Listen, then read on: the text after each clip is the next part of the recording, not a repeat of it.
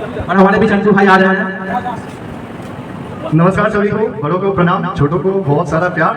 Obviously मैं सबसे छोटा हूँ यहाँ पर और अब ये प्रोग्राम ऑलमोस्ट एंड हो चुका है। आप सभी शायद मेरा नाम जानते हो नहीं जानते हो, मैं बहुत कम रहता हूँ गाड़िया में। आप सभी मेरे को अंकुर नायक नाम से जानते हैं या बैग वाले के बेटे के नाम से जानते हैं, बहुत रेयरली मैं दिखता हूँ। और इस प्रोग्राम के एंड में मैं आप लोगों को कुछ बातें बताना चाहता हूँ। शायद आप लोग बहुत सारी कुछ बातें जानना चाहेंगे, इच्छुक होंगे और सुनना भी चाहेंगे कि इस CFP का मतलब क्या है, फैशन कहाँ से आया, क्यों आया, पापा का बारे में मैं कुछ बोलना चाहता हूँ। बहुत देर से इंतजार कर रहा था, हिम्मत कर रहा था, एंड में नहीं बोलूँगा तो सही नहीं रहेगा, ठीक है। तो सबसे पहले तो मैं बहुत बहुत धन्यवाद करना चाहूँगा आप सभी का इतना प्यार देने के लिए। पिछले 10 सालों से मैं देख रहा हूँ कैसे पापा ने स्टार्ट किया, कैसे यहाँ पर इतना सपोर्टिव इकोसिस्टम मिला। हम बाहर से आए थे लेकिन इतना इकोसिस्टम सपोर्टिव मिला कि हम कुछ कह नहीं सकते। इसके लिए मैं पूरे गाड़िया बाजार का बहुत बहुत आभारी हूँ, कृतज्ञ हूँ।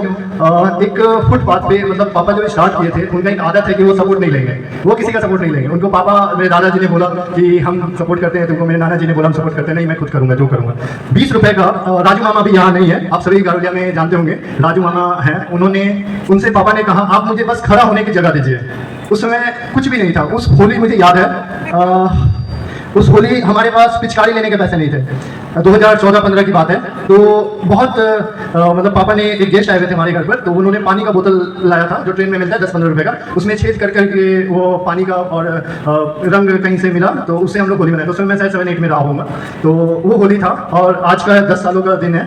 मतलब कि मैं आप लोगों को ये इसलिए बताना चाहता हूँ कि सक्सेस सबको दिखता है लेकिन जो उसके पीछे का स्ट्रगल होता है वो बहुत लोग मिस कर देते हैं। तो इसलिए मैं थोड़ा हिम्मत करके आप लोगों के सामने खड़ा हुआ हूँ और इतनी रात होने के बावजूद मैं आप लोगों को कष्ट दे रहा हूँ। और मैं ये खुशी इसका मैं जो भी परिणाम होगा वो मैं सहने के लिए तैयार हूँ। तो वो होली का दिन था और आज का दिन है। उसके बाद मैं आपको बताना चाहता हूँ पापा के बिजनेस के बारे में। आप सभी जानते हैं 10 सालों में क्या हुआ, बहुत लोग कम जानते होंगे। बिहाइंड द सीन मैंने बहुत करीब से देखा है, इसलिए मैं आप लोगों को थोड़ा बताना चाहूँगा। तो राजू मामा आए और उन्होंने बोला कि ठीक है मैं आपको खड़े होने की जमीन देता हूँ। बहुत क्या बोलूँ, वो उस समय पैसा नहीं था तो भेन 20 रुपये भाड़ा पर मिलता था यहाँ पास में, तो भेन पर लिए और तकरीबन 5000 रुपये का इन्होंने लेडीज हैंड ब्रश उठाया और स्टार्ट किया हमारे हाई स्कूल के जस्ट सामने भेन पर। उस समय मेरे राजा नाना जिंदा थे, उन्होंने देखा, बहुत सारा हिम्मत दिया और पहला दिन का सेल तकरीबन 50 रुपये था।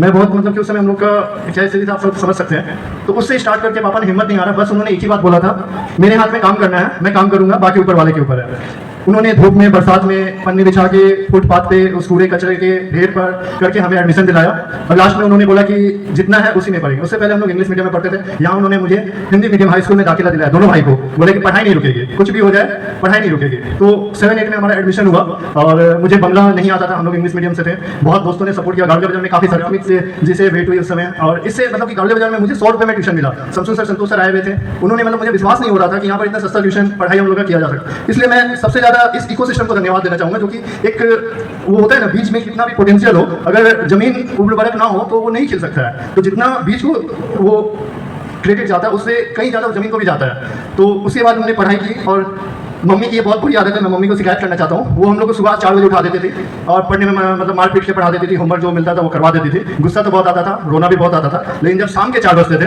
तो क्योंकि मेरा और मेरे भाई का होमवर्क हुआ रहता था, मैं बच जाता था। 50-60 स्टूडेंट होते थे, उसमें मेरा नाम हमेशा वेरी गुड आता था क्योंकि मैंने होमवर्क कर लिया। मम्मी ने भले सुबह में मारा पीटा हो लेकिन सामने मेरा मूड बहुत चंगा हो जाता था। ये गंदी आदत मम्मी पापा ने लगा दी कि वेरी गुड आने से शाबाशी वाली आदत कि अच्छा पढ़ो, अच्छा टीचर लोग भी शाबाशी देने लगे। तो ये बहुत गंदी आदत हो लग गई। तो फिर बैग वाले के बेटे ने 10th टॉप कर दिया, कैसे हो गया पता नहीं।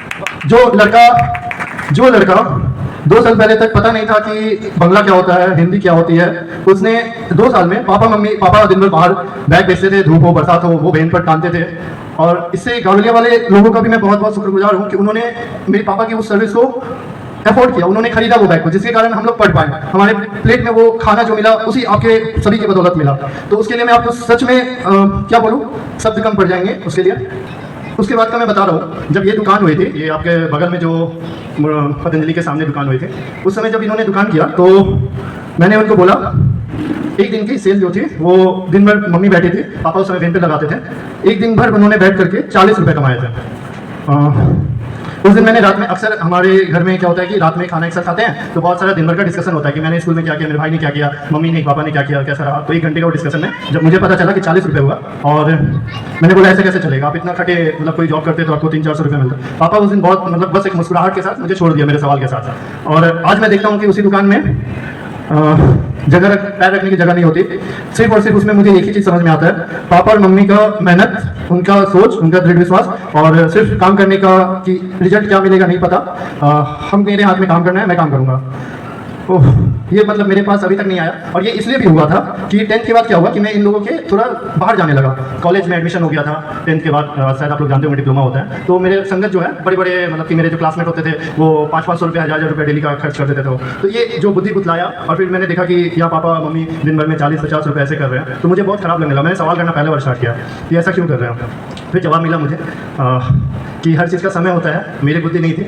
और आज मैं आप लोगों को सच में बता रहा हूँ, उस दिन का वो दुकान भी वही लोकेशन पर है, आज का वो दुकान भी उसी लोकेशन पर है। आज का ओपनिंग और उस दुकान का ओपनिंग में जमीन आसमान का अंतर है, कोई कंपैरिजन ही नहीं। आप लोगों का जो रिस्पांस मिला है, मतलब ओह आगे हमारे, मतलब सच में मेरा गूज़बम्स आ रहा है कि आप लोगों ने क्या से क्या बना दिया।